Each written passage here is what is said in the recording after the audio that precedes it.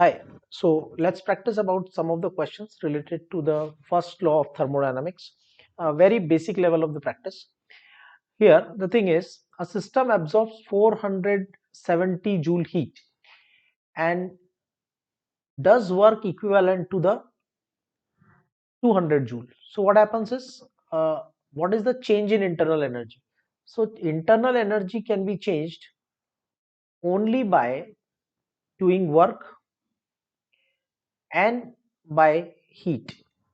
So here, the work is being done by the system, so work will be taken as minus 200 joule.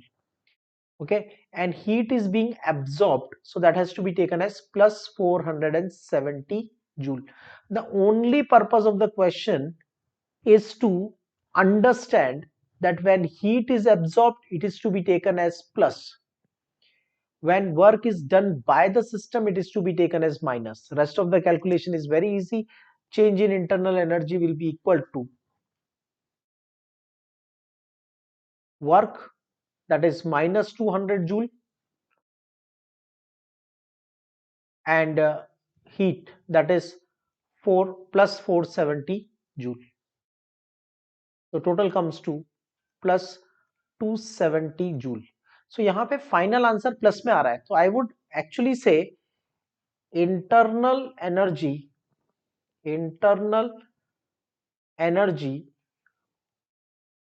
of the system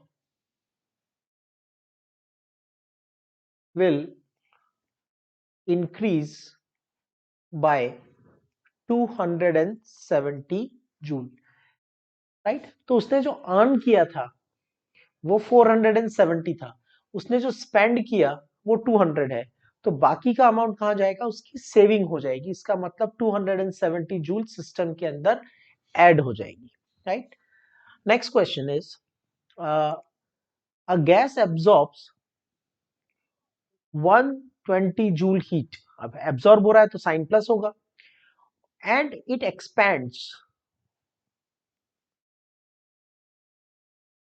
against the external pressure. So P external का value हमारे पास given है, P external का value कितना है, 1.10 atmosphere, और change in volume कितना है, 0.5 to 2 litre, right. So W is equal to minus P external delta V. Okay, so minus pressure is given 1.10 atmosphere,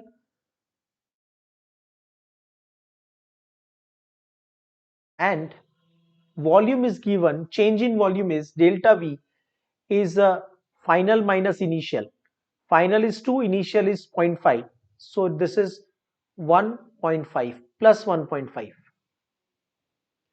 right? Or unit is liter atmosphere, volume का unit litre में, pressure का unit atmosphere में, so will write it as an litre atmosphere. Now what about the heat? The heat is simply being absorbed plus 120 joule heat, right? Now what will be the change in internal energy? So change in internal energy would be equal to Q plus W. Q is 120 joule plus work. Now understand, यहां जो work है उसका unit आ रहा है litre atmosphere, और heat का unit है joule में, तो हमें लीटर एटमॉस्फेयर को जूल में कन्वर्ट करना पड़ेगा, and to convert it into joule we have the 1 liter atmosphere is equal to 101.3 joule. Here it is given, but in exam it may not be given, so remember this conversion factor.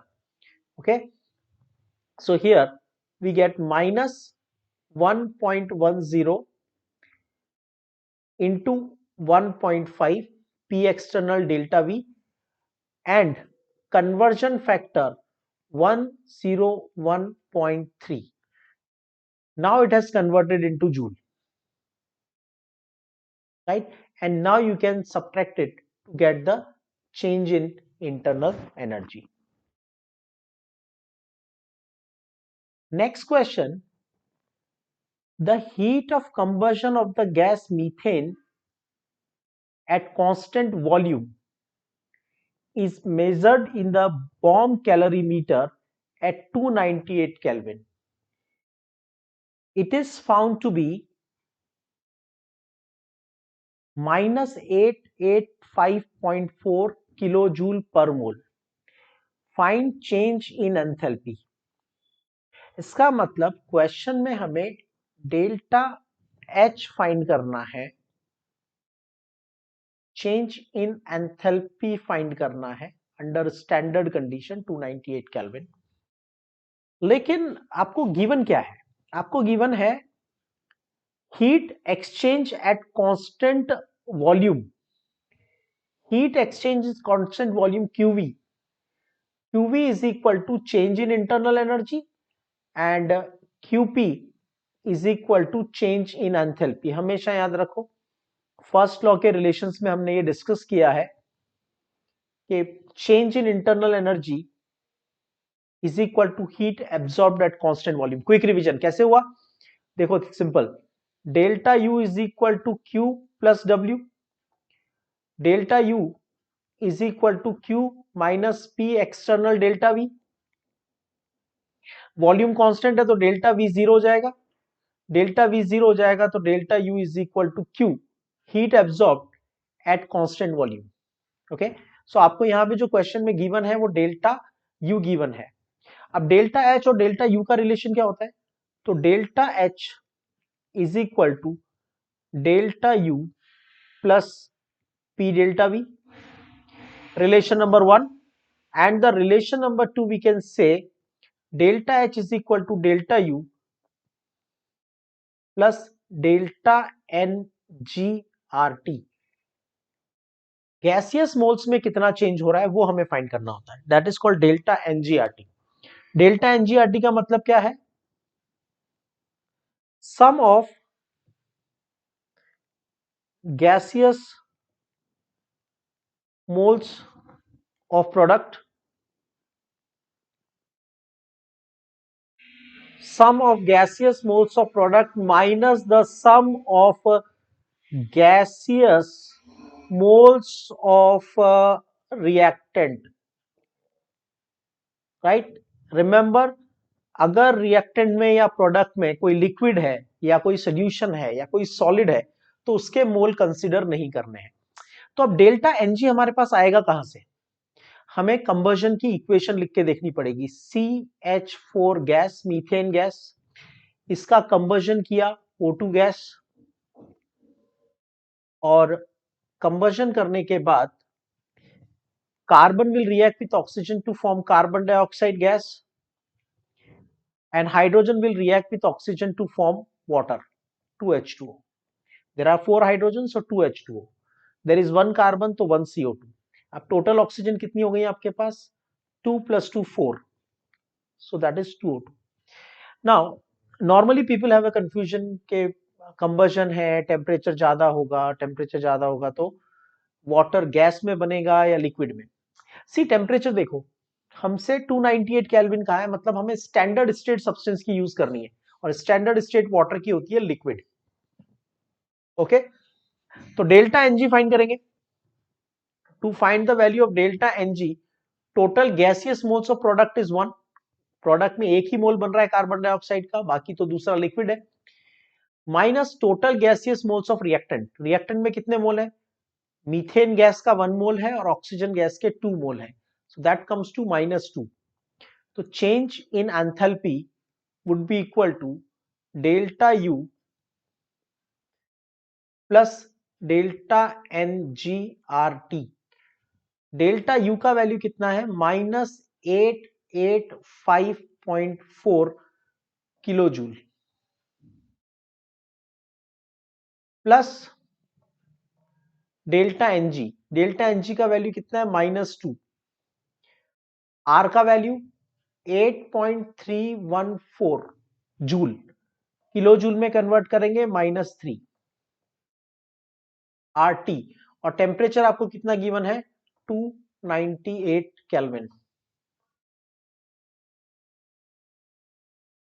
Okay, so when you solve this, you will get the value of enthalpy change. Calculation is not important. ये ideas important हैं जो आपको अलग अलग question में अलग अलग तरह से पुटअप करना है। Heat exchange at constant volume is called internal energy change. Heat exchange at constant pressure is called enthalpy change. And this is the relation between enthalpy and internal energy change. ये दो relation से आप heat exchange at constant pressure और heat exchange at constant volume, heat exchange at constant pressure और heat exchange at constant volume को relate कर सकते हो। एक बात और याद रखना हमेशा, जो बॉम्ब कैलोरी मीटर होता है, बॉम्ब कैलोरी मीटर का मतलब होता है closed vessel.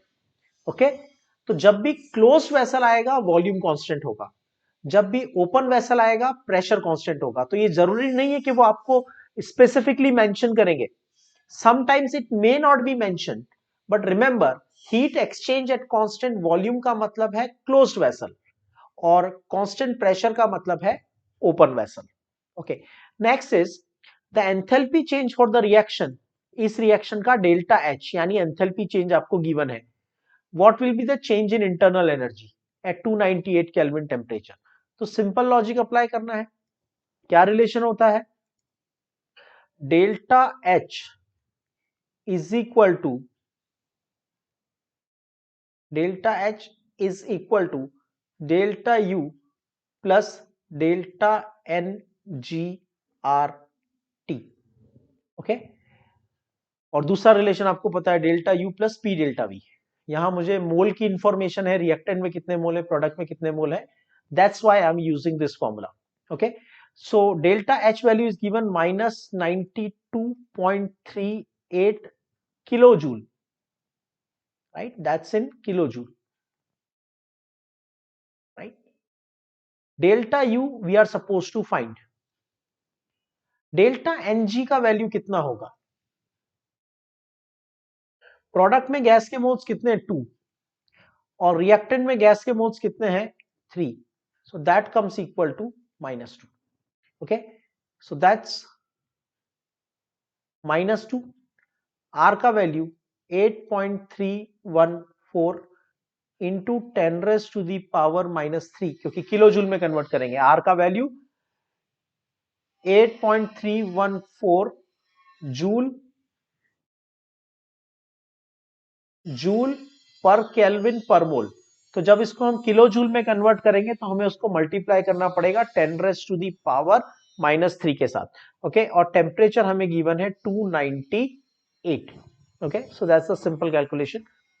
Next question is calculate the difference between heat of reaction at constant pressure and constant volume in kilojoule at 25 degree Celsius temperature. They are asking QP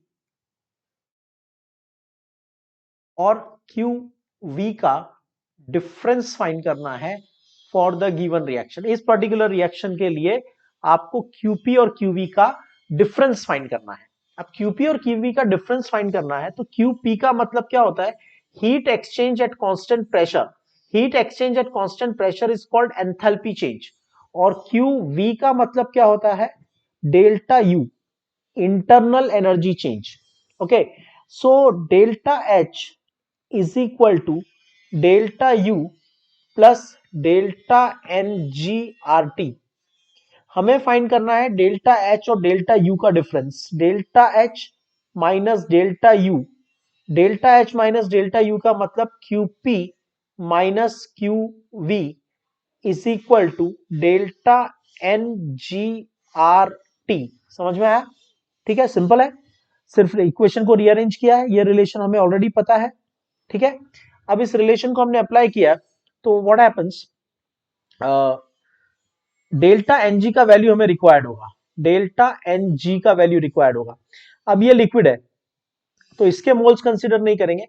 product में gas के moles है 12, product में gas के moles है 12 और reactant में ये liquid है, लिक्विड के मोल कंसीडर नहीं करेंगे, तो रिएक्टेंट में गैस के मोल्स है 15, so that comes equal to -3। Got it? So liquid के मोल्स हमें कंसीडर नहीं करने हैं। C6H6 is liquid, H2O is liquid under standard condition, तो हम सिर्फ गैस के मोल कंसीडर करेंगे। कार्बन डाइऑक्साइड गैस के मोल्स है 12 यानी प्रोडक्ट, और रिएक्टेंट के मोल्स है 15। ओके, सो -3 आ गया। सो डेल्टा एनजी का मतलब -3। हमें वैल्यू फाइंड करनी है किलो जूल में, तो आर का वैल्यू सब्स्टिट्यूट करेंगे 8.314 इंटू 10⁻³ -3, और temperature 298 kelvin. Okay, so that will be the answer in kilo joule. Next, a system gives out 30 joule, gives out, इसका मतलब Q is equal to -30 joule, and also does work, system is doing work, W is equal to -75 joule. तो system दोनों तरह से energy lose कर रहा है, वो वर्क कर रहा है इसलिए एनर्जी का लॉस होगा, और ऑलरेडी उन्होंने कहा है कि हीट भी लूज हो रहा है। We are doing some process, in that process ultimately these are the observations, why and how is not our matter of concern, ये गिवन है। तो इंटरनल एनर्जी का चेंज कैसे फाइंड करेंगे? Delta U is equal to Q plus W. Q का value है -30 और W का वैल्यू है -75। Okay, so overall energy change हो जाएगा -105 जूल। इसका मतलब सिस्टम ने टोटल 105 जूल हीट को लूज किया है, सिस्टम ने टोटल 105 जूल हीट लूज की है। We can say internal energy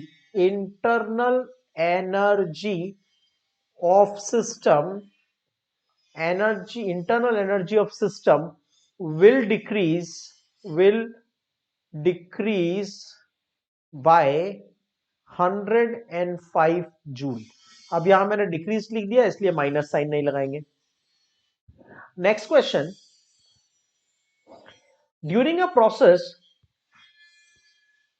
a system absorbs 710 joule heat absorbed, and it does work.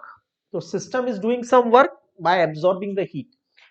The change in internal energy of the process is 460 joule, और system की जो internal energy में change हुआ वो 460 joule का हुआ। तो हमें फाइंड करना है वर्क कितना हुआ। तो delta U is equal to Q plus W. System की इंटरनल एनर्जी चेंज करने के दो ही मेथड है, heat and work. Okay, internal energy में हमने देखा कि इंटरनल एनर्जी +460 है, कोई साइन नहीं दिया हुआ, इसका मतलब इट इज प्लस। ओके, और सिस्टम ने हीट एब्जॉर्ब किया है, इसका मतलब 710 plus. Okay, and work done to be calculated, so W will be equal to total absorb किया 710 और उसमें से सेव किया 460। इंटरनल एनर्जी में इंक्रीज हो गया 460, मतलब उतना उसने सेव किया, और जबकि उसने अर्न कितना किया था 710, तो 710 उसने अर्न किया था और 460 उसने सेव कर लिया, तो एक्सपेंस कितना हुआ?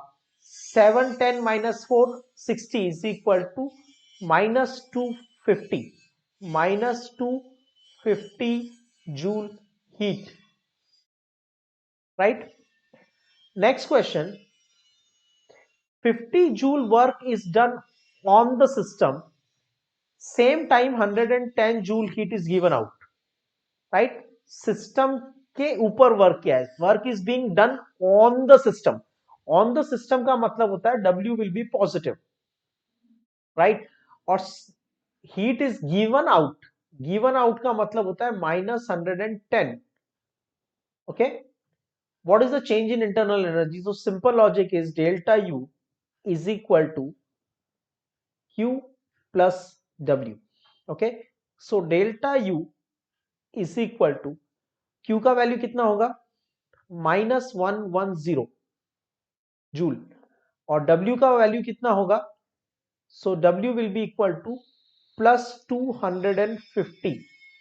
Okay, so all in all उसमें इंटरनल एनर्जी का इंक्रीज हो जाएगा 140 joule. So I will simply say internal energy of the system, internal energy of the system increases, internal energy of the system increases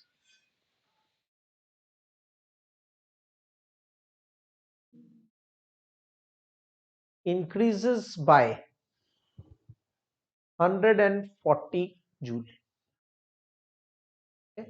So that was the small level 1 practice for the first law of thermodynamics.